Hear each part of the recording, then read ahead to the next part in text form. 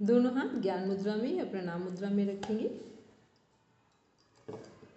ओम भूर्भुवः स्वः तत्सवितुर्वरेण्यं भर्गो देवस्य धीमहि धियो यो नः प्रचोदयात्। Now rub your palms, touch your eyes, then open your eyes. एक बार सब जो लोग कैमरा ऑन कर सकते वो कैमरा ऑन कर लेंगे, क्योंकि हमें कोई दिखता नहीं है तो मेरा पढ़ाने में मन नहीं लगता है। ठीक, ऐसा लगता है हम पता नहीं किसको पढ़ा रहे हैं। चलो अब एक बार अपनी अपनी यूनिट ओपन करेंगे जो हम लोगों ने अभी पढ़ी है। एक हम लोगों ने 10th यूनिट देखी थी अभी प्रैक्टिकल वाले में, फिर हम लोगों ने 9th यूनिट देखी। तो जो 9th यूनिट है उसको देख लें।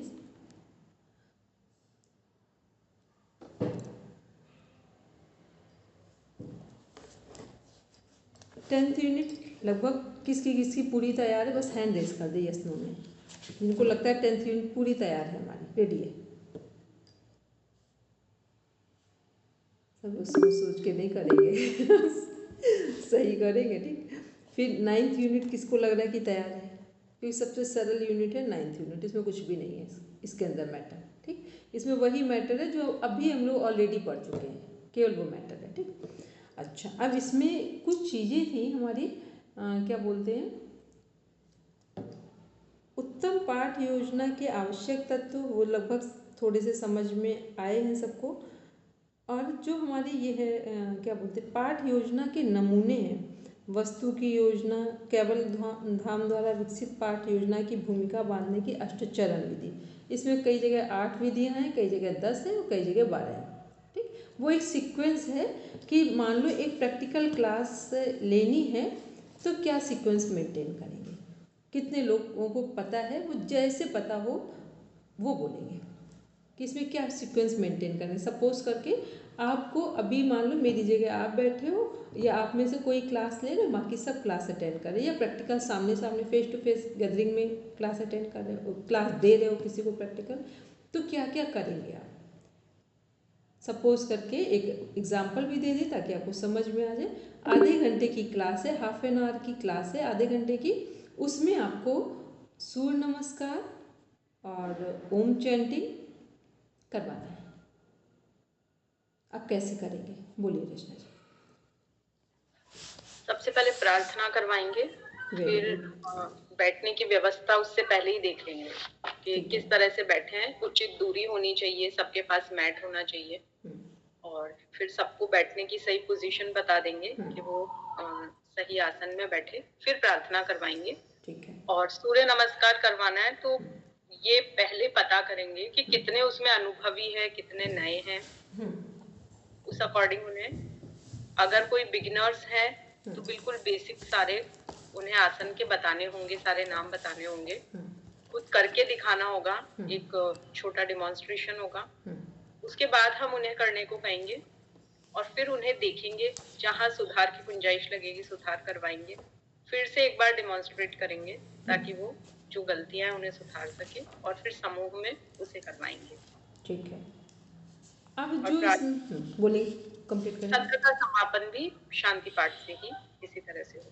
ठीक है, अब जो हमारा ये जो सत्र हो रहा है, इसमें अगर क्वेश्चन आंसर पूछना है या हमें ही कुछ बताना है तो ये दोनों चीजें कहाँ होंगी, कहाँ ऐड करेंगे।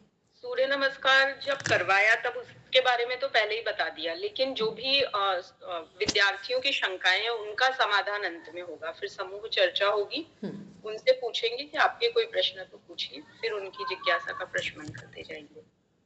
ये शांति पाठ से पहले। ठीक है, ये शांति पाठ से पहले हुआ। चलिए,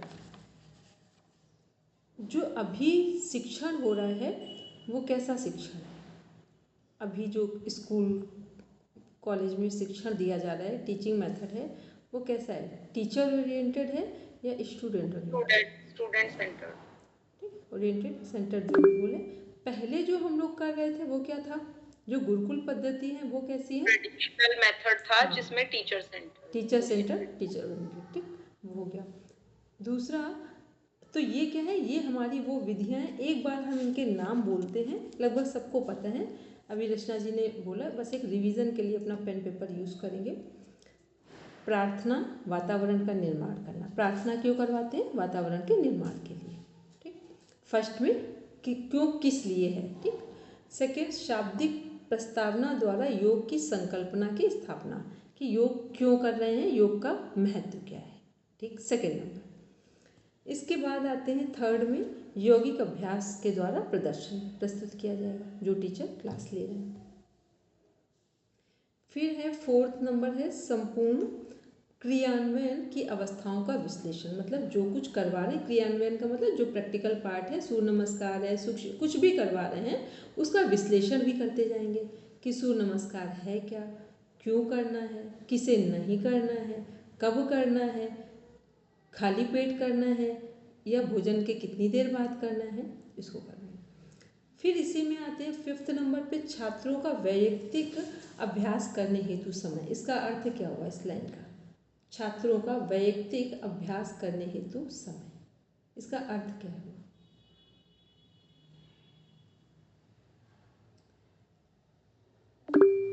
बोलेंगे मैम, स्टूडेंट्स खुद भी प्रैक्टिस करेंगे ना, मतलब केवल डिमॉन्स्ट्रेट करना काफी नहीं होता है, उनको प्रैक्टिकली करवाना होगा, तभी तो उनकी गलतियां उन्हें भी समझ में आएगी और हमें भी आएगी कि कहाँ करेक्शन करवाना है। जब वैयक्तिक अभ्यास करेंगे वो, तो क्या होगा कि हम उन्हें देख पाएंगे, जो सही कर रहे हैं ठीक है, जो सही नहीं कर रहे हैं उनको कहाँ करेक्शन की ज़रूरत है, कहाँ उनको करेक्ट करना है, उनका पोस्चर या ब्रीदिंग अवेयरनेस के साथ कुछ चीज़ें बतानी, तो इसका मैं तो बोलेंगे। सीमा में कुछ कह रहे हैं दीदी? पर्सनल डेवलपमेंट स्टूडेंट का मतलब ये हुआ ना, व्यक्तित्व जो आप हिंदी में बोल रहे हो, ये है जो हमने मतलब इंडिविजुअल प्रैक्टिस हुई।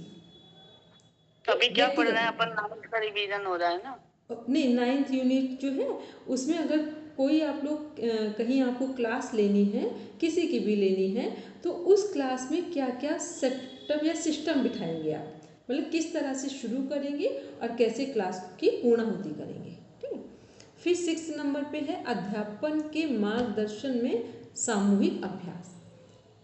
बच्चों को जैसे हमने देख लिया तो हमें समझ में आ गया कि हम जो बताना चाह रहे थे बच्चों ने कितना कैप्चर किया, बच्चे या बड़े कोई भी हो, कितना कैप्चर किया उन्होंने। तो हम क्या करेंगे, जहाँ जहाँ उनको देख, कई बार होता है ना, जैसे हमने आपसे पढ़ाया, हम आपसे कोई फीडबैक क्यों लेते हैं? क्योंकि हम ये जानने का प्रयास करते हैं आपके फीडबैक के साथ कि आपको कितना समझ में आया है।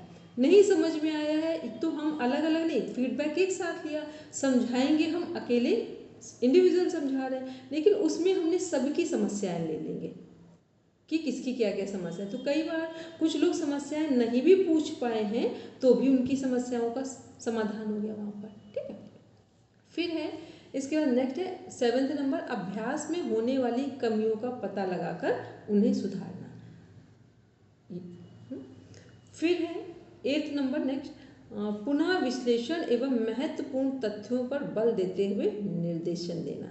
जब उनकी कमियों का पता लगाकर उन्हें सुधार दिया, फिर अब क्या करना, पुनः विश्लेषण हेतु महत्वपूर्ण तथ्यों, जो हमारे इंपॉर्टेंट फैक्टर्स हैं, उन पर क्या करना है, उनमें भी कुछ हमें बताना है। मान लो हमने कुछ सिखाया, तो सिखाते समय बीच बच्चों को सिखा रहे हैं, फर्स्ट टाइम सीख रहे हैं, तो हम लोग बार बार क्या उनसे बोलें कि सूर्य नमस्कार सुबह ही करना है, सुबह के समय तो अधिक फ़ायदा मिलेगा, और खाली पेट ही करना है, भोजन के बाद नहीं करना है। क्योंकि जो नए लोग हैं उन्हें ऐसी चीज़ें बतानी होती हैं। और क्या बताना होता है, को किसी भी तरह का गंभीर रोग हो तो सूर्य नमस्कार का अभ्यास पहले भी बताना है, और ऐसी बातें बीच बीच में भी बताना है, ताकि उनके माइंड में वो चीज़ें फीड हो जाएं कि हमें क्या करना है। क्योंकि ऐसा तो है नहीं, जो चीज़ें फर्स्ट टाइम करवाते हैं तो आप वो चीज़ें 15 डेज हो जाए, अभी भी आप लोगों से अगर हम सूर्य नमस्कार के विषय में कुछ पूछते हैं तो अभी भी कभी कभी मिस्टेक्स हो जाती हैं, ठीक। तो वो क्या होता है, हम पूछते ही इसलिए हैं कि यदि आपका कहीं कोई डाउट्स होंगे, कोई कन्फ्यूजन्स होंगे, तो वो क्लियर हो जाएंगे, ठीक। इसके बाद 9th नंबर है हमारा, अभ्यास में विद्यमान विविध प्रावस्थाओं का स्पष्टीकरण करते हुए प्रदर्शन पुनरावृत्ति। मतलब इसका अर्थ हुआ कि जहाँ जहाँ कुछ प्रॉब्लम्स रह गई थी तो हमने क्या किया कि उनका स्पष्टीकरण, उनको और क्लियर करते हुए हमने उनकी पुनरावृत्ति कर दी, उस प्रदर्शन की को फिर से रिपीट कर दिया, रिवीजन करवा दिया उसका। फिर नेक्स्ट है 10th नंबर में समूह द्वारा अभ्यास पुनरावृत्ति। एक बार लास्ट हमने पूरा अभ्यास करवा दिया, सारी चीज़ों को बताने के बाद, सुधार करने के बाद फिर उनसे फाइनली कहा कि अब आप एक बार फिर करके दिखाइए। ये 10th नंबर है। नेक्स्ट है अभ्यास, समूह द्वारा अभ्यास की पुनरावृत्ति, पूरे ग्रुप में पुनरावृत्ति होगी। 11 नंबर पे प्रदर्शन, अब हम नहीं करेंगे, उनसे डेमोन्स्ट्रेट करवाएंगे। डेमोन्स्ट्रेट का मतलब एक साथ, कि अब हम नहीं करेंगे, जैसे होता है ना हमने सिखाया, फिर कई बार हम नंबर्स बोलते हैं और आप लोग करते हैं उसको, ठीक। फिर लास्ट है 12th नंबर पे शवासन, क्योंकि आसनों के क्रम में या योग में मोस्टली क्या करवाते हैं, शवासन ही करवाते हैं लास्ट में। तो ये क्या है, ये एक क्रम है। जब भी हम क्लास कहीं भी लेंगे तो इन बातों को ध्यान में रखें। ना तो ये करेंगे कि क्लास में जैसे ही गए एकदम से हमने क्लास स्टार्ट कर दी।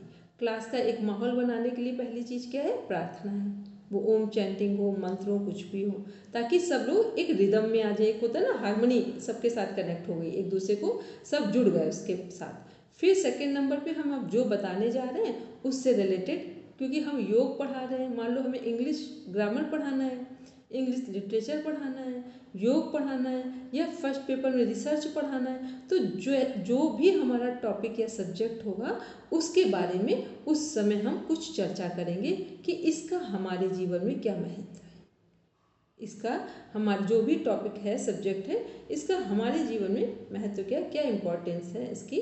फिर थर्ड में फिर जो हमने सिस्टम बोले वैसे बताते जाएंगे।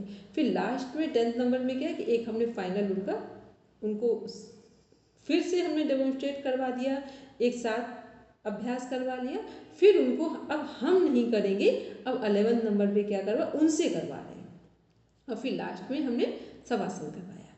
तो ये क्या है, ये हमारा अष्टचरण विधियां भी इसे कहते हैं। इसमें हमने बोला कई जगह 10 नंबर दिए, कई जगह 12, लेकिन जो तरीका है वो यही सिस्टम वहाँ पर सभी जगह। चलिए फिर इसी में एक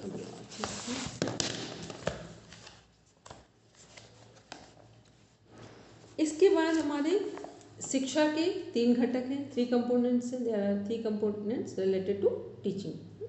कौन कौन से हैं सभी को पता है, टीचिंग, टीचर, स्टूडेंट, 3।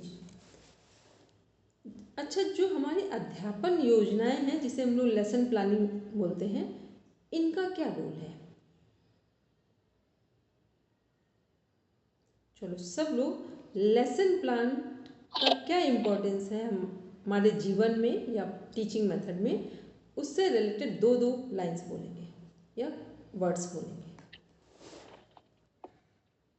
पेपर जिन्होंने सॉल्व किए वहाँ पर क्वेश्चन सबने देख रखे हैं, बोलेंगे रश्मि। शिक्षण को प्रैक्टिकल बनाने के लिए और स्टूडेंट्स अच्छी तरह से समझ पाए जो भी कंसेप्ट है उसको, इसके लिए लेसन प्लान जरूरी है। ठीक है, और सब लोग अपना अपना बोलते जाएंगे, बोलेंगे उनका। मैम लेसन प्लान पहले से हम बना लेते हैं तो हमारी क्लास में हमें पता रहता है कि अगले दिन हमें क्या कराना है, किस चीज को, किस आसन को हमें डेमोन्स्ट्रेट करना है, उसके हमें लाभ और हानि सब हम पहले से ही डिसाइड कर लेते हैं कि हमें ये क्या निर्धारित हमारा रहेगा। तो ये हमारी क्लास की स्मूथ फंक्शनिंग के लिए बहुत अच्छा रहता है। Very good.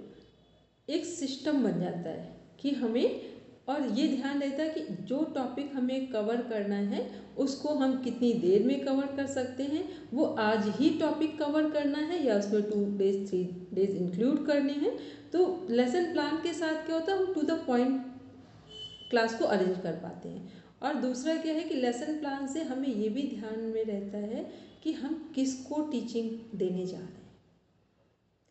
लेसन प्लान सबसे अधिक क्यों इम्पोर्टेंट है कि किसको टीचिंग देने जा रहे हैं। मान लो अभी आपको जो हम बता रहे थे वो सब अभी हमें 5th क्लास के बच्चों को बताना, इन्हीं बातों को, तब हम क्या करेंगे और सरल शब्दों का प्रयोग करेंगे और शायद कुछ चीज़ें उनको वहीं बोलते हुए प्रैक्टिकल और थ्योरी दोनों उनको वहीं कनेक्ट कराएंगे, क्योंकि 5th क्लास के बच्चे हैं। और अभी यही बात अभी जब हम आपको PhD में बताएंगे तो थोड़ी डिफरेंस हो जाएगी जाकर, ठीक। तो मतलब हमारा किसको बताना है, किसको समझाना है, ये भी लेसन प्लान में डिसाइड हो जाता है कि कौन से एज ग्रुप को बताने जा रहे हैं या किस क्लास को बताने जा रहे हैं। ठीक है, बोलेंगे सीमा।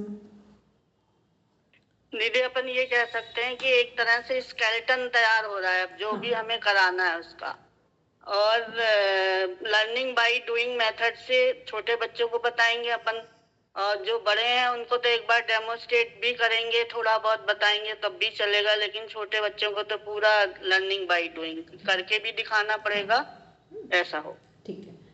और लेसन प्लान में टाइम मैनेजमेंट एक इम्पॉर्टेंट फैक्टर में आता है कि टाइम हमारा पूरा क्लियर होता है कि इतना टाइम है, 30 मिनट्स है, 40 मिनट्स है, उसके अंदर करना है। चलिए नेक्स्ट आते हैं। जब हम लोग देखते हैं कि इसमें कई हम लोग ने मेथड्स देखे थे, वो कौन कौन से मेथड्स हैं टीचिंग क्लास के? याद है सबको? इंडिविजुअल मेथड्स भी थे, ग्रुप में भी 7 है, वो 7 है टोटल। हाँ, उसमें और कुछ हमारे जो चार्ट के थ्रू हम लोग दिखाते हैं। ठीक है। अच्छा, इस जितने हम लोग ने मेथड्स देखे हैं वो मेथड्स किस लिए बनाए गए हैं? अपना होमवर्क में लिखिए 7 मेथड्स सबको लर्न करने हैं। और वो मेथड्स का उपयोग क्या है, इंपॉर्टेंस क्या है मेथड्स के?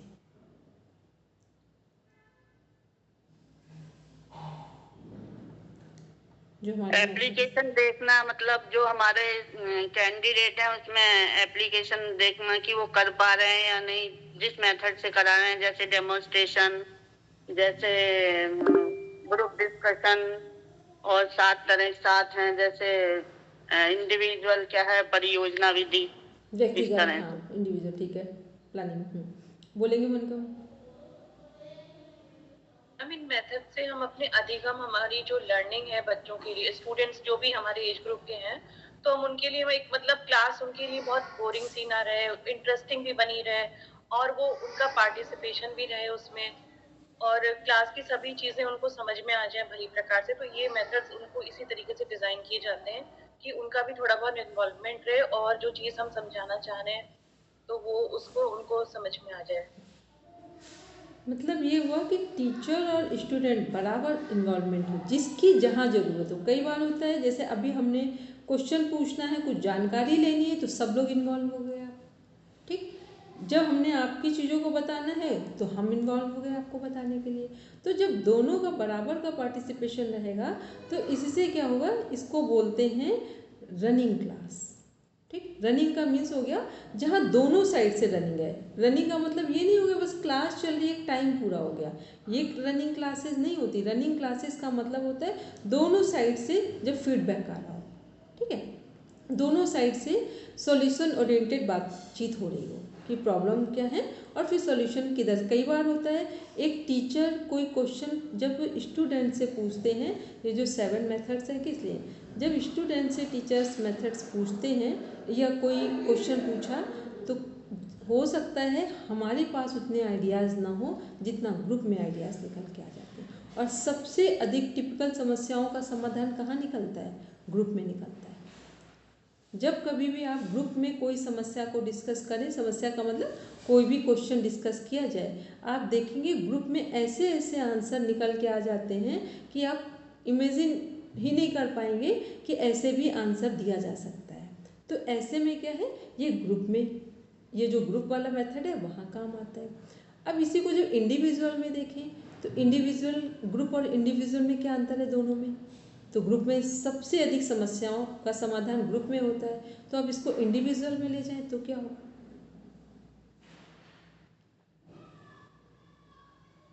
तो दीदी इतनी समस्या नहीं सॉल्व होंगी, केवल एक ही बंदा है सामने, एक ही साधक है, तो वो उसकी समस्या वो जितनी देख अपने एहसास कर पा रहा है वही बता पाएगा, और ग्रुप डिस्कशन में सब बता पा रहे हैं अपना अपना आइडिया, तो अनुभव। इंडिविजुअल, हाँ ठीक है, तो इंडिविजुअल का फ़ायदा क्या होगा फिर? जैसे ग्रुप में ये फ़ायदा हो तो इंडिविजुअल में क्या फ़ायदा होगा? यही तो उन्होंने इसमें 9th यूनिट में पढ़ना था। तो इंडिविजुअल में फ़ायदा क्या होगा? मैम किसी को सबका लेवल अलग अलग होता है। कोई स्टूडेंट अगर उस कंसेप्ट को नहीं समझ पाए तो इंडिविजुअली उसको फिर अलग से हम गाइड कर सकते हैं। और इंडिविजुअल का क्या फ़ायदा होगा? जैसे ग्रुप का ये फ़ायदा हमने देखा, किसी भी समस्या के अच्छे से अच्छे समाधान ढूंढे जा सकते हैं। तो इंडिविजुअल में क्या हो सकता है? दीदी उसकी इंडिविजुअल पर्सनालिटी को जब अपन बार बार बताएंगे तो उसका डेवलपमेंट होगा इंडिविजुअल। इस डेवलपमेंट को शब्दों में कोई एग्जाम्पल में लीजिए। जैसे हम बता रहे हैं कि भाई कोई जैसे हमने बोला मरकट आसन करना है, पहले तो उसको बताएंगे किस किस को करना है। हमने कहा कि मरकट आसन करना है आपको डायबिटीज वाले या फ्लेक्सिबिलिटीज के लिए करना है। तो जब हम उसको बताएंगे उसके मेथड को, भाई ऐसे करना है इंडिविजुअल पूरा डेमोस्ट्रेट करके या समझा के, तो उसको वो भी फील करेगा उस चीज को। ये मेरे को समझ में आया। और सब लोग अपना अपना बोलो। दिव्या बोलो। हम पर्सनली जब किसी को कराएंगे तो हम सूक्ष्म चीजों को भी अच्छे से एनालाइज कर पाएंगे कि इस प्रॉपर आसनास से उस पर क्या प्रभाव पड़ रहा है और उसको करने में पर्सनली क्या प्रॉब्लम आ रही है। ग्रुप में जैसे सारी सूक्ष्म चीजों को नहीं देख सकते हम इंडिविजुअली, पर अगर जैसे सीमा मैम ने बताया कोई एक आसन करा रहे हैं तो हमने उसको 5 दिन तक कराया, तो हम ये एनालाइज कर पाएंगे अच्छे से कि एक व्यक्ति पे एक आसन का क्या प्रभाव पड़ा है और उसकी चेतना पे क्या प्रभाव पड़ा है। तो सूक्ष्म चीज और बाहरी चीजों को दोनों को हम एनालाइज कर पाएंगे बस। और किसी का आंसर अभी इंडिविजुअल में? मैम ग्रुप में सब अलग अलग तरह के आते हैं, उसमें कोई सीनियर सिटीजन भी होगा तो कोई और भी होगा, कोई टीन होगा, तो सबकी समस्याएं जब अलग अलग है तो उनका समाधान भी तो अलग अलग होगा। तो इंडिविजुअली जब किसी को देखेंगे तभी तो हम उसको प्रॉपर समझ के और उसका समाधान कर पाएंगे। वो भी कह सकते हैं, लेकिन अभी हम टीचिंग के पार्ट में हैं तो हमेशा एक ही तरह का ग्रुप होगा, ये ध्यान में रखेंगे। ठीक, जब टीचिंग में होगा तो नेट जेआरएफ में नेट जेआरएफ वाले, एमए पास एमएससी वाले ही आएंगे यहाँ। ठीक, ये हमेशा ध्यान रखेंगे। जब टीचिंग की बात होगी तो सब नहीं आएंगे वहाँ। ठीक है, वैसे बात होगी तो सब लोग आ सकते हैं, लेकिन जब टीचिंग की बात होगी, मान लो अभी हम नेट जेआरएफ में ये क्वेश्चन पूछ रहे हैं तो इसका मतलब है सभी कौन से लोग होंगे, या तो एमए एमएससी कर रहे होंगे या तो करके आए। ठीक, ये बात हमेशा ध्यान में रखेंगे सब। तो इसमें ग्रुप इंडिविजुअल में लगभग सबने सही। इंडिविजुअल का मतलब हो गया कि कई बार होता है कि कुछ बच्चों के अंदर ऐसे ऐसे पोटेंशियल भरे हुए हैं जिसको वो इंडिविजुअल वाले लोग ग्रुप में कभी व्यक्त ही नहीं कर पाते हैं।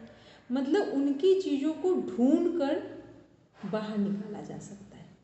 ठीक है, कि इनका ओरिजिनल पोटेंशियल के बहुत सारे बच्चों को देखा होगा, वो बहुत इंटेलिजेंट होते हैं लेकिन वो क्या करते हैं, अपनी बात व्यक्त ही नहीं कर पाते। बहुत इंटेलिजेंट है लेकिन जब ग्रुप में कुछ पूछा जाता है और उन्हें टू द पॉइंट पता है और फिर भी वो बात नहीं कर पाते। ठीक, तो ऐसे लोगों का डेवलपमेंट कहाँ हो जाता है, इंडिविजुअल वाले में हो जाता है। कि कई बार अंतर्मुखी होते हैं ना, इसलिए बता नहीं पाते। हाँ, नहीं, लेकिन अंतर्मुखी अगर हमें आता है, कोई नॉलेज है, दो तरह के लोग होते हैं। एक नॉलेज नहीं है, नहीं बोल पाए, कोई बड़ी बात नहीं है, लेकिन नॉलेज है और फिर नहीं बोल पाए, ये बड़ी बात है। ठीक है, तो इंडिविजुअल हम लोग टीचिंग का पार्ट कवर कर रहे हैं, तो यहाँ क्या है, ग्रुप और इंडिविजुअल ये पूछे जाते हैं। ये क्वेश्चन है आपके, जब अभी पीएचडी और ये सब एंट्रेंस देने जाएंगे इस तरह के क्वेश्चन उठाए जाते हैं वहाँ पर। ठीक है, तो दोनों के बीच में हमने क्या अंतर देखा कि ग्रुप में हमारी सभी कोई भी समस्या का समाधान कई डायमेंशन से आ जाता है, डिफरेंट डायमेंशन से समस्या का समाधान आता है। और जब हम वही इंडिविजुअल में देखते हैं तो वहाँ क्या करते हैं, जो व्यक्ति समस्या का समाधान जानता है और वो व्यक्त नहीं कर पा रहा है, ठीक, उसको भी व्यक्त करने का जो तरीका है वो इंडिविजुअल में डेवलप कराया जाता है। ठीक, कई बार होता है कि क्वेश्चन हमें बहुत अच्छे से समझ आ गया है लेकिन अब हम उसको लिख ही नहीं पा रहे हैं। ठीक, ये समस्याएं कहाँ ठीक की जाती है, इंडिविजुअल जब लोगों को टैकल किया जाता है। कई बार होता है लिखना बहुत अच्छा आता है, राइटिंग स्किल बहुत अच्छी है, लेकिन थॉट प्रोसेस उसके अकॉर्डिंग हम नहीं ला पा रहे हैं। ठीक है, तो ये क्या होगा, कई बार ग्रामर बहुत अच्छी है हमारी, ठीक है, पूरा पोर्शन वोकैब्स बहुत अच्छे हैं लेकिन आइडियाज़ नहीं है। तो ये चीज़ें कहाँ डेवलप कराई जाती है, इंडिविजुअल में डेवलप कराई जाती है। क्योंकि देखो अभी हम लोग जिस जगह पढ़ रहे हैं हमारे पास ये नहीं कहेंगे इससे फ़ायदा होता है, क्या कहेंगे, इससे क्या फ़ायदा होता है, कैसे होता है और कितना होता है। ठीक, ये वाली भाषा अब हम लोगों को ज़रूरत है, क्योंकि अभी हम लोग चाहे नेट करें, चाहे एमए करें और चाहे पीएचडी करें, सब में इसकी ज़रूरत पड़ेगी हम लोग को। ठीक, तो ये ध्यान में। फिर इसमें कुछ और थे, जैसे मान लो एक होता है लेक्चर मेथड, जिसे पहले यूज़ किया जाता था। तो पहले जो लेक्चर मेथड यूज़ किया जाता था उसकी हिंदी क्या होगी रचना जी, अभी मुझको याद नहीं आ रही। व्याख्यान विधि। ठीक, तो जो लेक्चर मेथड यूज़ किया जाता था, तो पहले व्याख्यान विधि यूज़फुल हो जाती थी, ठीक थी। तो क्यों थी? जो गुरुकुल में व्याख्यान मेथड जो था, वो परंपरा थी, वो यूज़फुल थी। तो क्यों थी? और या अभी बोले तो यूज़फुल कैसे हो सकती है?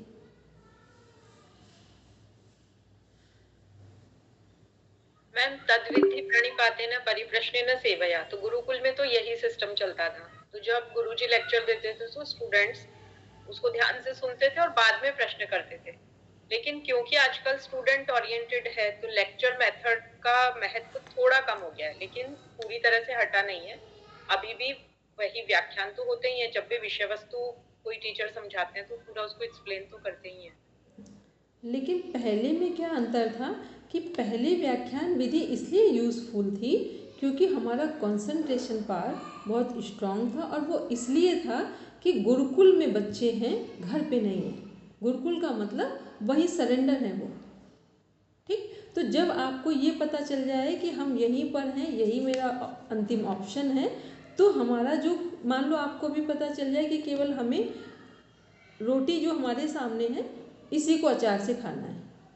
ठीक, और कई बार ऐसा हो कि सब बहुत सारे आइटम्स हैं खाने के, तो जब हमारे पास केवल ऑप्शन एक ही होता है तो फिर हम उसी के अनुसार फिर ढल जाते हैं। ठीक, तो जो हमारी गुरुकुल शिक्षा पद्धति थी वो क्या थी, वो इतना प्योरिटी फॉर्म में डेवलप की गई थी कि जो पेरेंट्स थे वो ये सोच कर गुरुकुल भेजते थे बच्चों को कि जो हम नहीं कर पाए हैं या बना नहीं सकते हैं तो वो गुरुकुल में बना दिया जाएगा। ठीक है, और तो ये वाली चीज़ थी। तो वहाँ पर क्या था कि वो सब वन वे चलता था, जो गुरुजी ने बताया है वही फॉलो किया जाएगा। ठीक, और फिर जो क्वेश्चन आंसर मेथड वो इसलिए यूज़ किया जाता था ताकि बच्चों से अब हमें एक फीडबैक लेना है, तो वो उस तरह से था। अभी क्या है कि अभी का जो मेथड है, ये एक्सप्लेन करने वाला व्याख्यान विधि जो है, लेक्चर मेथड है, अब ये केवल यूज़फुल कहाँ है, जहाँ पर हम कॉलेज यूनिवर्सिटी में हैं। उससे पहले अब यूज़फुल नहीं है ये। ठीक है, और ना ही यूज़ किया जाता है। यूज़ किया जाएगा, मान लो ब्लैक बोर्ड में भी समझाया गया तो 2 लाइन्स में ही फीडबैक ले लिया जाता है कि बच्चे देख भी रहे हैं बोर्ड पे कि नहीं देख रहे हैं, उनका ध्यान यहाँ है भी कि नहीं है। तो ये मेथड अब कहाँ यूज़ किया जाता है, यूनिवर्सिटी और कॉलेजेस में, कि कोई भी एक्सप्लेन करना है किसी टॉपिक पर, तो जो भी उसके एक्सपर्ट्स आए वो उन्होंने वन वे पूरा बोल दिया। कई बार होता है वो फीडबैक भी नहीं लेंगे, जरूरी है कि हर समय फीडबैक लेना उनके लिए कंपल्सन है, वो भी जरूरी नहीं। उन्होंने डायरेक्ट अपनी बात को पीपीटी स्लाइड जैसे भी उनको जो व्यक्त करना हो, एक्सप्रेस करना हो, उन्होंने कर दिया। अब उसके बाद आपको देखना हो तो आप रिकॉर्डेड फॉर्म में देखें, या वो जब समझा रहे हैं तब आप राइटिंग कर लें। लेकिन वो अब आपके लिए ऐसा नहीं है कि उसका फीडबैक लिया जाए। तो वो यूज़फुल कहाँ रह गया है, जब हम बड़े हो गए हैं या हम लोग यूनिवर्सिटी कॉलेज के लेवल पे आ गए हैं, या जब टेक्नीशियन जो क्लासेज होती हैं, टेक्निकल क्लासेज होती है, ये सब वन वे क्लासेज होती हैं। ठीक है, तो यहाँ पर ये यूज़फुल है। और अब वो जो स्टूडेंट हैं 12th क्लास तक के, वहाँ यूज़फुल नहीं है। फिर आते हैं जो हमारा स्टूडेंट सेंटर जो चीज़ें हैं हो गई हमारी, उसमें क्या क्या प्रॉब्लम्स आ रही हैं।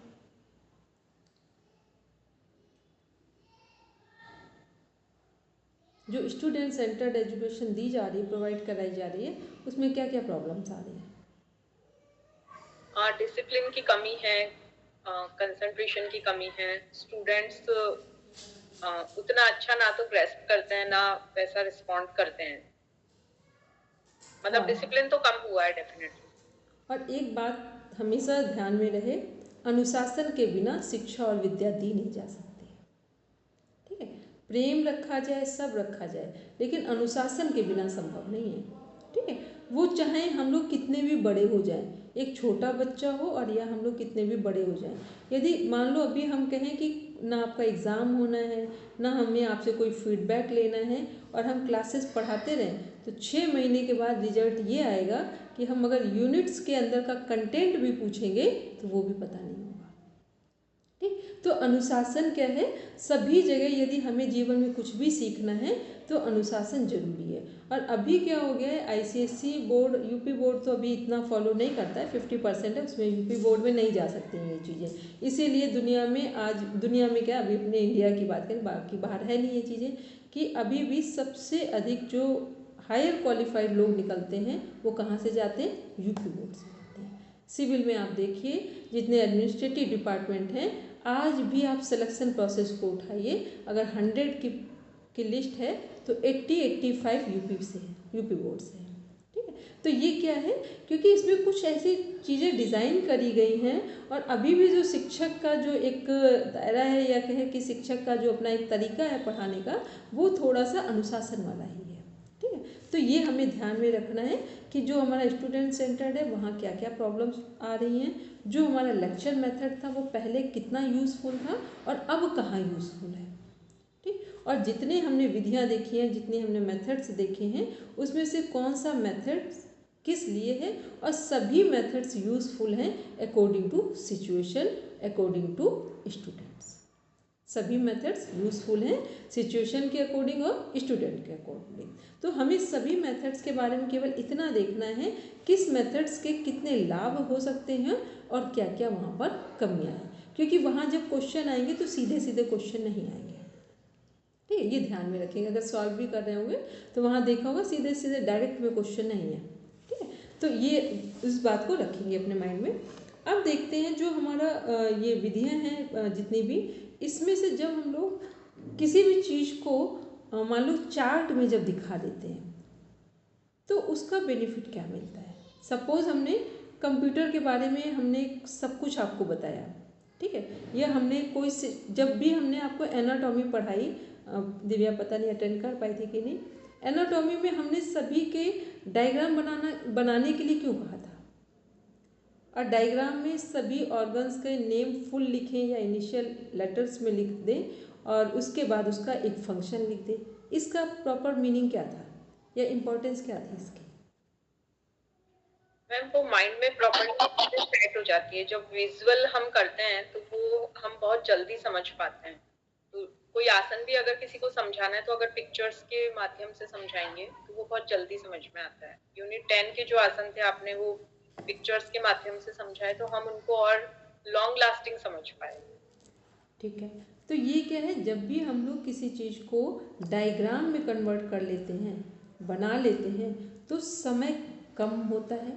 मतलब जिस चीज़ को मान लो हमने कहा स्केलेटन सिस्टम, ठीक, या हमने कहा कि 11 सिस्टम, अब आप 11 सिस्टम हर बार सोचिए कहाँ से काउंट करें, और वही आपने 11 सिस्टम कहाँ, हम लोगों ने एक सिस्टमेटिक देखा कि सबसे पहले क्या है, स्केलेटन सिस्टम जो बेस हो गया, फिर उसको फिल कर दिया मस्कुलर सिस्टम ने, फिर उसको कवर कर दिया स्किन ने। अब 3 सिस्टम के बाद हाथ ऊपर से रखते जाइए नीचे की ओर। ठीक, तो ये क्या है, ये ऐसी चीज़ें हैं जिसको आप जीवन पर्यंत शब्द भले ही भूल जाएं, लेकिन आप ये नहीं कह सकते हैं कि हार्ट हमारा पीछे है, ये नहीं कहेंगे। ठीक, लीवर हमारा लेफ्ट में है, ये नहीं बोलेंगे। तो ये क्या है, जब हम किसी चीज़ को डायग्राम के फॉर्मेट में देख लेते हैं तो फिर हमारा जो समय है और जो हमारा ग्रेस्पिंग पावर है वो टाइम मैनेजमेंट भी हो जाएगा, समझने की जो हमारी शक्ति है, क्षमता है, वो भी बढ़ जाएगी, प्लस में एक क्लैरिटी भी आ जाती है। कॉन्सेप्ट इतना क्लियर होता है कि किसी को भी आप समझाना चाहें तो समझा सकते हैं। तो इसलिए जब भी हम किसी चीज़ को चार्ट के फॉर्म में प्रेजेंट करते हैं तो वो क्या है, वह चार्ट के फॉर्म में जिस चीज़ को भी आप प्रेजेंट करेंगे तो समझ लें कि आपका कॉन्सेप्ट क्लियर है। अदरवाइज चार्ट के फॉर्म में नहीं बना पाएंगे। आप लाइन में 10 पेज लिख सकते हैं स्केलेटन सिस्टम के बारे में, लेकिन एक छोटा सा डायग्राम में अगर समझाना हो वो वही समझाएगा जिसको टू द पॉइंट पूरा कॉन्सेप्ट क्लियर है। ठीक है, तो ये क्या है, सबसे यूज़फुल जो हमारी टेक्निक है वो चार्ट फॉर्म में जब भी हम किसी चीज़ को प्रेजेंट कर दें तो समझ लेना फाइनल हो गया। इसीलिए हम लोग की नोट्स क्यों बनाते हैं, क्यों जो हमारे शटकल में है उसको चार्ट की तरह डिज़ाइन करते हैं, नाम के साथ या उसके पिक्चर के साथ, ताकि हमारे माइंड में क्या सेट हो जाता है, उसकी नंबरिंग, उसका जो आगे पीछे जो सिस्टम है या उसका जो बेनिफिट्स हैं वो सब वहीं पर एक ही जगह कंटेंट को देखकर उसके कॉन्सेप्ट को हम समझ पाते हैं। ठीक, तो ये हमारे जितने मेथड्स हैं, आज आपका होमवर्क है, सभी लोग पर्सनल हमको भेज देना, पूरे मेथड्स को लिखेंगे। मेथड्स के सामने किसके लिए यूज़फुल है, क्यों यूज़फुल है और कब यूज़फुल थी या कब यूज़फुल हो सकती है। ठीक, इतनी तीनों चीज़ों को जैसे ही आप लिखेंगे तो आप समझ लेना कि आपने बिल्कुल सही तरीके से समझ लिया अपने कॉन्सेप्ट को। बोलेंगे कृष्णा जी? मैम इसमें सेकंड वाला जो है निर्देशन अनुक्रमण, तो मतलब वही है कि एक डायरेक्शन दिया और फिर डिमॉन्स्ट्रेट भी किया, वही मतलब है ना इसका? निर्देशन भी यही हो कि जैसे हमने आपको कुछ चीज़ें ऐसी होती हैं, जैसे जब हम लोग कोई आसन करवा रहे हैं, ठीक है, अब हमने एक तो डायरेक्ट में मेथड हो गया कि हमने पूरा जो वो है अष्टचरण विधियाँ हैं वो एक सिस्टम हो गया। अब निर्देशन में क्या है कि किसी व्यक्ति को सब कुछ पता है, उसकी थ्योरी पूरी पता है, लेकिन अब वो करने में क्या कर रहे हैं, सूर्य नमस्कार के बारे में मंत्र के साथ सब कुछ आपको पता है, लेकिन सूर्य नमस्कार में आप क्या कर रहे हो, हाथ यहाँ से लेकर बस यहीं तक ले जा रहे हो या आगे से उठाकर ऊपर ले जा रहे हो। तो निर्देशन विधि में क्या होता है कि निर्देश किया जाता है हाथ कैसे उठाएंगे और कैसे नीचे लेकर आएंगे। ठीक, तो सभी को ऐसी ज़रूरत नहीं होती है, पर कुछ लोगों को ऐसी ज़रूरत होती है, तो वहाँ पर इस मेथड का यूज़ करेंगे। ठीक, और किसी का कोई क्वेश्चन हो तो पूछ लीजिए, फिर इसको कंप्लीट करके आज रखेंगे। ठीक, एक रिवीजन आप लेंगे 10th यूनिट का और एक लेंगे 9th यूनिट का। ठीक है दीदी, ये परियोजना का को इंग्लिश में क्या बोलते हैं? परियोजन विधि, मॉडल्स एंड चार्ट्स। अभी वही तो हम बोल रहे थे, चार्ट मेथड। ठीक है मैम इनको एक एक कॉलम में तो एक्सप्लेन करना है, एक कॉलम में ये बताना है कि किसके लिए यूजफुल है, किसके लिए और कब, किसके लिए और कब। ठीक है, दोनों चीज़ें लिख देंगे। बस जैसे ही आपने ऐसे आंसर देने शुरू किया, आपको 7 मेथड्स में से कोई आंसर कैसे भी क्वेश्चन पूछा जाएगा, आपके आंसर गलत नहीं होंगे वहाँ जाकर। चलिए अब हम लोग देखते हैं यहाँ पर, इसको आज हम लोग केवल थोड़ा सा देखेंगे, कल हम लोग सिस्टम से लेंगे और इसमें कुछ चीज़ें बताएंगे, वो आप करके रखेंगे और कुछ को कल हम डायग्राम के साथ दिखाएंगे। ठीक है, मैटर आ तो गया, लेकिन इतना टाइम नहीं है, 20 मिनट टाइम है हम लोग के पास। एक बार अपना यूनिट 8 ओपन करेंगे, यूनिट 8 ओपन करेंगे, सिलेबस ओपन करेंगे।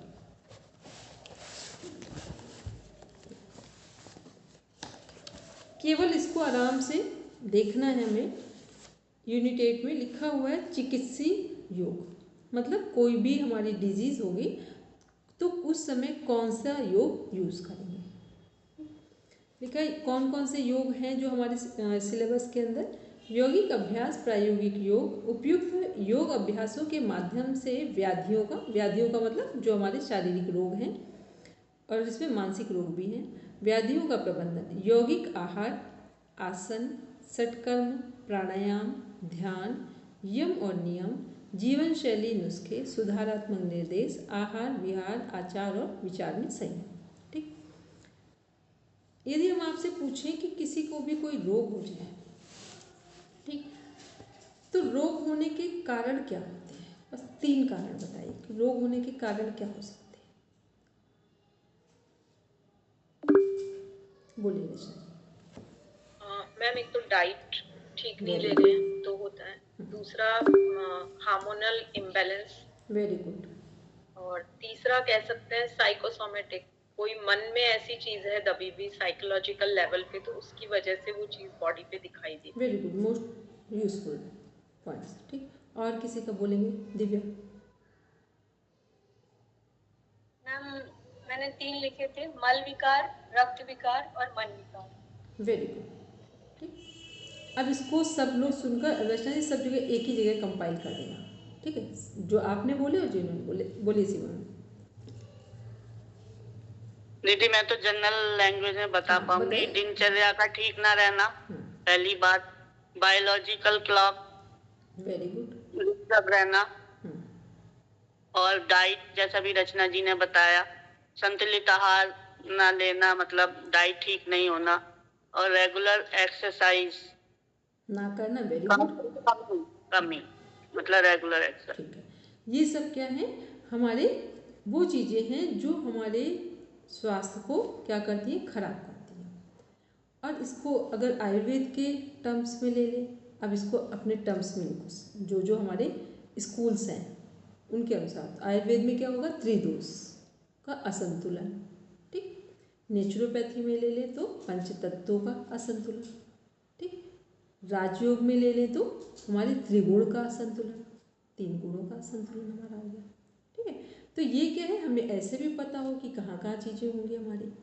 फिर हम लोग एनाटॉमी फिजियोलॉजी में ले लें, या सॉरी इसमें ले लें, साइकोलॉजी में ले लें तो साइकोसोमेटिक डिजीज। साइकोसोमेटिक डिजीज 2 जगह कनेक्ट हो रही हैं, एक साइकोलॉजी में और एक एनाटॉमी फिजियोलॉजी में। ठीक, हार्मोनल इम्बैलेंसेस हमारे सब किस में जाएंगे, एनाटॉमी फिजियोलॉजी में और साइकोलॉजी में, दोनों कंबाइन जा रहे हैं। तो ये क्या है, ये हमें बिल्कुल सही ढंग से पता हो कि हमारे रोगों का कारण क्या है। एक वैसे पता हो कि हम नंबर्स में बता सकें, एक हम स्कूल्स के अकॉर्डिंग बता सकें, स्कूल ऑफ हठ yoga, school of Raj yoga, school of मंत्र योगा, वहाँ बता सकें कि कैसे प्रॉब्लम्स आ रही हैं हमारी। ठीक, तो ये क्या है, ये हम क्या देख रहे हैं, कारण देख रहे हैं कि कैसे कोई भी व्यक्ति अस्वस्थ होता है।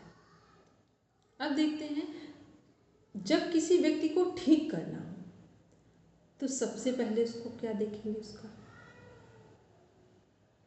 हाँ अब एक मिनट अभी और एक पॉइंट रह गया है, इसलिए बहुत रचना जी, दिव्या, जो लोग काम कर रहे हैं उनका मैम, ये सब लोग ना इतना अच्छा नोट्स बनाना कि अभी रिवीजन में लेना और अपने पास रख लेना, फिर हम इसको यहाँ पर पूरा प्रेजेंट करेंगे WHO के अनुसार।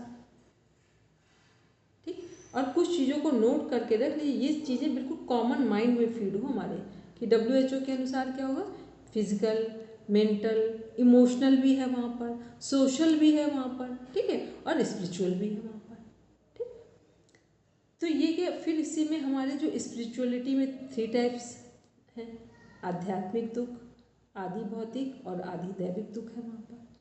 ठीक, तो अब देखो समझ क्लियर हो रहा है कि कैसे चीज़ें हमारे सामने आ रही हैं, कि हमारी समस्याओं के शारीरिक या मानसिक जो भी हमारे रोग हैं उनके उत्पत्ति के कारण क्या हो सकते हैं। ठीक, बोलेंगे सीमा में कुछ कह रहे हैं? नहीं दीदी, पहले का ही हैंड है, कोई बात नहीं। ठीक है, तो अब हम लोगों ने ये केवल क्या देखा है, इनके कारण देखे। अब कारण के बाद आते हैं कि यदि हमें किसी की डिजीज़ को ठीक करना है, किसी का भी, तो सबसे पहले क्या करेंगे। बिल्कुल सब आराम से बैठेंगे, क्योंकि पहले हमारी भूमिका बिल्कुल सही बननी चाहिए, बाकी का सारी चीज़ लिखी हुई है। बोलेंगे दिव्या। मैम जैसे भगवत गीता में कहा गया है, युक्ताहार विहार संयुक्त चेष्टा से कर, तो सबसे पहले उस व्यक्ति की दिनचर्या देखेंगे, क्या है आहार विहार और दिनचर्या, रात्रिचर्या, और ये सारी चीजों को देख करके हम मतलब कई सारे जो बीमारियों का मूल कारण हमारी डेली रूटीन में ही छुपा होता है, उसको सुधार करके लगभग हम उनको ठीक किया जा सकता है। Very good. ठीक, युक्ताहार विहार से क्या अपने आप में कंप्लीट एक पैकेज है कि किसी को हमें ठीक करना है, तो वहाँ पर हाँ एक रोगों के कारण में लिखिए, हमको जल्दी से ध्यान आ गया, योग वशिष्ठ के अनुसार आदि और व्याधि, योग वशिष्ठ के अनुसार आदि और व्याधि।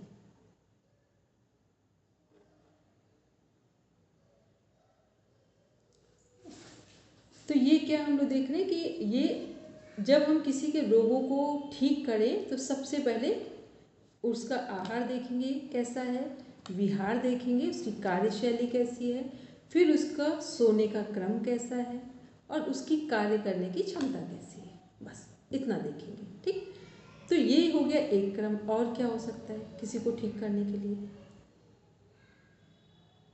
लगभग युक्ताहार या ये जो श्लोक है ना कंप्लीट है अपने आप में, लेकिन फिर भी और जो चीज़ें हैं उनमें हम क्या देखेंगे, किसी रोग को ठीक करना हो तो क्या करेंगे। मैम आर्थिक पक्ष देखेंगे, कोई लेन देन का हिसाब तो गड़बड़ नहीं है, फाइनेंशियली वो सब तरफ से बैलेंस्ड है ना। ईमानदारी का जो कमा के उसी से भोजन कर रहे हैं, कहीं कुछ ऐसी समस्या तो नहीं है। ये लगभग अगर हम लोग जोड़ना चाहें तो कहाँ ले जाएंगे इसको जोड़कर? आहार में। जो युक्त आहार है वहाँ पूरा कॉन्सेप्ट आहार में क्लियर हो गया। क्या क्लियर हुआ? युक्त आहार कौन सा हो सकता है? जहाँ पर हमारी मेहनत से सारी चीज़ें आ रही है ना। तो जहाँ मेहनत से सारी चीज़ें आएंगी तो विहार ऑटोमेटिक आहार में ही विहार चला गया, ठीक है। क्योंकि आहार जब ईमानदारी का आ रहा है तो आ तो रहा वो विहार में, कार्यशैली जो कार्य पक्ष है वहाँ से आया है। तो आहार जो है युक्त में आकर के युक्त आहार में सब कनेक्ट हो गया, ठीक। अभी और ध्यान से देखिए और क्या चीज़ें हो सकती, बोलिए मोनिका मैम। हम जो भी व्यक्ति हमारे पास आया, पहले हम उससे थोड़ा बातचीत करके उसकी उसी बातचीत के दौरान उसकी फिजिकल अपीयरेंस पे भी ध्यान दे देंगे। तो कई बार कुछ मतलब फिजिकल अपीयरेंस से भी काफी कुछ हमें पता चल जाता है कि उसके मतलब कभी उसकी कोई मेंटल प्रॉब्लम है या कोई फिजिकली भी दिखने में मतलब डायग्नोस हम कर सकते हैं उसका कि क्या परेशानी हो सकती है। और बाकी मेडिकल डायग्नोसिस वगैरह है अगर उसके पास, तो उसके लिए भी हम पूछ सकते हैं। हाइट और वेट का देख सकते हैं उनका, तो उससे भी कुछ अंदाजा हमें लग सकता है कि क्या इनकी वजह हो सकती है बीमारियों की। ठीक है, हाइट और वेट इन सब से क्या जा रहा है कि कई बार होता है कि व्यक्ति बिल्कुल ठीक है, उसका हार्मोनल इम्बैलेंसेस है, ठीक। कोई भी कहीं बाई चांस में थायराइड बहुत बढ़ गया उसका, और किसी का थायराइड बहुत कम हो गया, किसी का शुगर का लेवल बहुत अधिक बढ़ गया है और किसी का कम हो गया है। कई बार एकदम व्यक्ति ठीक है, बीपी उसका लो हो गया है या हाई हो गया है, ठीक है। तो ये क्या है? ये भी ऐसे कारण है कि सब कुछ नॉर्मल है, अचानक से वो मौसम के कारण ऐसा हो गया, ठीक। कई बार होता है व्यक्ति बिल्कुल स्वस्थ है, बहुत ज़्यादा गर्मी हुई या लगातार वो एसी में बैठा है पूरे दिन से, और या दोपहर में वो धूप में चला गया, व्यक्ति स्वस्थ व्यक्ति है और रात में भी एसी में सोया, घर में भी एसी में यूज़ कर रहा और धूप में चले गए, या कहीं मौसम एकदम से अफेक्टेड हुआ। तो मौसम के कारण भी बहुत बार क्या होता है कि हमारा जो बॉडी का टेम्परेचर है वो डिस्टर्ब होता है, ठीक है। बोलेंगे मोनिका मैम। मैम इसमें एक प्रश्न बीपी से रिलेटेड पूछना है कि लड़कियों का जैसे 19-20 साल वैसे एज है या फिर टीन एज वाली एज है, ज्यादातर उनका बीपी कम आता है, तो इसकी क्या वजह हो सकती है? फीमेल और मेल का दोनों का अगर रेशियो निकालेंगे तो हमेशा फीमेल का कम जाएगा और मेल का अधिक जाएगा, ठीक है। वही फीमेल जब वो 50 ईयर्स से अबव जाती हैं तो कई बार उनका बीपी हाई की तरफ जाने लगता है, ठीक। क्योंकि 50 के बाद फीमेल के अंदर मेल की क्वालिटीज़ डेवलप होने लगती हैं और मेल के अंदर फीमेल की क्वालिटीज़ डेवलप होने लगती हैं, ठीक। इसीलिए आप देखेंगे जो लोग कितने भी मेल पर्सन एग्रेसिव हों, लेकिन 50 ईयर के बाद 50 के बाद उनका एग्रेशन का जो लेवल है वो डाउन होना शुरू होता है। और जो फीमेल पूरे जीवन ना बोली हो, बिल्कुल हर तरह से डर कर रही हो, हर तरह से शांत हो, वो फीमेल 50 ईयर्स के आसपास आते आते धीरे धीरे वो नॉर्मल होना शुरू होती है। मतलब उनका जो चीज़ें उनकी दब गई थी अब वो उसको एक्सप्रेस करना शुरू कर देती है, ठीक। ये हमारा साइकोलॉजिकल पॉइंट ऑफ व्यू से वाली बात है। तो फीमेल का क्या होता है? वैसे भी फीमेल चंद्र स्वर में आती है, ठीक, चंद्रमा से संबंधित। मेल हमारा सूर्य से संबंधित। तो कुछ चीज़ें तो बायोलॉजी ऐसी हमारी डिज़ाइन है कि फीमेल का मोस्टली बीपी कम होगा और मेल का अधिक होगा। अब इनमें क्या होता है, कई बार ऐसा हो जाता है कि फीमेल का थायराइड बहुत बढ़ गया, ठीक, रिप्रोडक्टिव सिस्टम की प्रॉब्लम्स बहुत बढ़ गई, शुगर का लेवल बहुत बढ़ गया। ऐसे में क्या होता है, फीमेल का जो बीपी है वो हाई होने के चांसेस होते हैं। या किडनी डिस्टर्ब है तो कॉर्टिसोल अधिक सीक्रेट होना शुरू हो गया। ऐसे में किसके चांसेस हैं हमारे बीपी हाई होने के। अदरवाइज क्या होगा, बीपी लो होगा, ठीक। तो जिनका बीपी लो है उनके लिए सबसे अच्छा तरीका है कि रात में आराम से जब लगे कि बीपी लो हुआ है, गर्म पानी में घुटने तक पैर गर्म पानी में 20 मिनट के लिए डिप कर दो, बीपी बहुत जल्दी नॉर्मल आ जाता है, ठीक। या फिर अपना स्वर चेक कर लो। दूसरा, कुछ भी नहीं करना हो, जहाँ बैठे वहीं ठीक करना हो, तो स्वर देख लो कौन सा चल रहा है। अगर बीपी हाई है तो हमें क्या करना है, बीपी हाई है तो ऑलरेडी राइट चल रहा है, बीपी लो है तो लेफ्ट स्वर चल रहा है। तो हमें क्या करना है, लो है तो राइट को एक्टिवेट करेंगे और हाई है तो लो को लेफ्ट को एक्टिवेट करेंगे। कुछ चीज़ें तो ऐसी हैं कि केवल हमारी अवेयरनेस पर डिपेंड करती है। जब जब आपको बहुत तेज़ी से गुस्सा आ रहा हो, हर बात पे गुस्सा आ रहा हो, जिस दिन आप तुरंत चेक करो कि मेरा लगातार राइट नोस्ट्रिल एक्टिवेट है। और जब जब आपको बहुत इतनी निराशा हो रही हो कि अब हम कुछ नहीं कर सकते हैं, आप समझ लेना 3 घंटे से 6 घंटे में लेफ्ट स्वर एक्टिवेट है, चल रहा है। तो तुरंत हमें क्या करना है, बहुत निराशा आए तो कुछ ना सोचकर पहले अपने स्वर को चेक कर लेना है कि स्वर मेरा कौन सा चल रहा है। केवल स्वर चेंज करके ही हम अपने आशा निराशा को ठीक कर सकते हैं। ठीक है, तो ये क्या है, ये हमें ध्यान में रखना है कि पूरा जो हमारा एक जो रोग है 8th यूनिट में, इसका एक छोटा सा एक की नोट्स बना के सब रेडी रखेंगे कि हमारे शरीर या मन में रोग उत्पन्न होने के क्या क्या कारण हो सकते हैं और क्या क्या सिम्टम हो सकते हैं। ध्यान से लिखेंगे, अभी हम क्वेश्चन जो दे रहे हैं होमवर्क में, हमारे शारीरिक या मानसिक रोगों के उत्पन्न होने के क्या क्या कारण हो सकते हैं, कौन कौन से सिम्टम हो सकते हैं, जेन्युइन सिम्टम जो हैं। फिर उसके बाद वो जो कारण हैं, एक तरफ हमने कारण लिखे, कॉज फैक्टर लिखे, एक तरफ सिम्टम लिखे।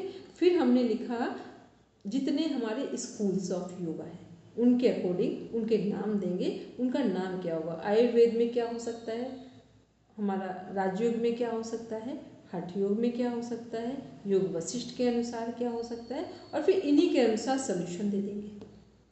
ठीक, इतना काम करते हैं। और फिर एनाटॉमी, फिजियोलॉजी, साइकोलॉजी सबके नाम नोट कर लेंगे, नेचुरोपैथी, इसलिए हम सारे बोल चुके, नहीं तो एक बार रिकॉर्डिंग सब सुन लेंगे ध्यान से। ठीक है, तो इतना काम करके सब रखेंगे। कल हम मिलेंगे, क्योंकि 3 मिनट होगा, फिर 2 मिनट और लेंगे बस, उसके बाद ऑफ करेंगे क्लास। तो आपको करना है इतना करके रखेंगे, फिर कल और परसों हम इसमें से कुछ कुछ डिजीज़ को डिस्कस करेंगे, बाकी का आप अपने मन से उसको डिफाइन करेंगे। ठीक है, बोलेंगे निशा जी। मैम सिलेबस में जिन डिजीज के नाम है वही लेने हैं, क्योंकि लास्ट ईयर पेपर्स में तो कुछ ऐसे ऐसे नाम भी आ रहे हैं जो कभी सुने भी नहीं है। तो अभी आप पहले इनको कंप्लीट कर लेंगे, फिर इसके जो अलग नाम हैं या इनसे जुड़े हुए जो डिजीज़ के नेम है उनको फिर हम कनेक्ट करेंगे, ताकि आपको ये तो समझ में आ जाए। पहले इतने को कवर कर लेंगे कि इनका सारा तरीका, फिर जो कुछ ऐसे नाम है जिन्हें आपको लग रहा है कि बहुत नए नाम है, वो इन्हीं में से किसी सबके नाम है। ठीक है, तो वो आप इतना करोगे, फिर हम पेपर से जो ने निकाल रखे हैं फिर उनको हम अलग कवर कर देंगे। लेकिन पहले हमें कॉन्सेप्ट तो क्लियर हो, अब पता चले कि हमें वो क्या बोलते हैं, ये कौन सा है, इरिटेबल बाउल सिंड्रोम। ठीक, अब हमें यही नहीं पता चल रहा ये है क्या हमारा। ठीक, तो पहले ऐसी चीज़ों को यही कवर कर लेंगे हम लोग। फिर इसके बाद जो है, जो वहाँ पर अलग से नाम है, और इसके बाद जो अभी रिसेंट में जो डिजीज़ का एक वो होता है, चार्ट होता है। ठीक है, तो उसमें से जो हमारे योग से संबंधित हैं, या मतलब जो हमारे नेट JRF के अकॉर्डिंग हैं, उनके नाम आपको कनेक्ट करा देंगे कि ये हमारे डिजीज़ किस सिस्टम को कनेक्ट कर रहे हैं, डिजीज़ किस सिस्टम से कनेक्टेड है, तो सबके लिए ईजी हो जाएगा। ठीक है, तो इतना लेकिन होमवर्क करके रखेंगे, क्योंकि बस हम समझ रहे हैं कि फ्राइडे शाम को मेरी क्लास केवल आप भले ही ले पाएँ, उसके अलावा कुछ नहीं देखा जाएगा, दीपावली की भाई दूज के बाद ही देखा जाएगा। ठीक, तो बस उतना अगर फ्राइडे की क्लास ले लेंगे, बस उसके बाद आराम से एंजॉय करिए। ठीक है, फिर कुछ भी नहीं पढ़ेंगे, सब बंद कर देंगे, लेकिन रात सुबह उठकर सब अपना सिलेबस देखेंगे। ठीक, केवल अपना सिलेबस मन से देख लेंगे। ठीक है, चलिए। शांति शांति शांति, सर्वारिष्ठेषु शान्तिर्भवतु। Now rub your palms, touch your eyes, then open your eyes. चलिए, सबको प्रणाम, शुभ रात्रि, नमस्ते। बाय।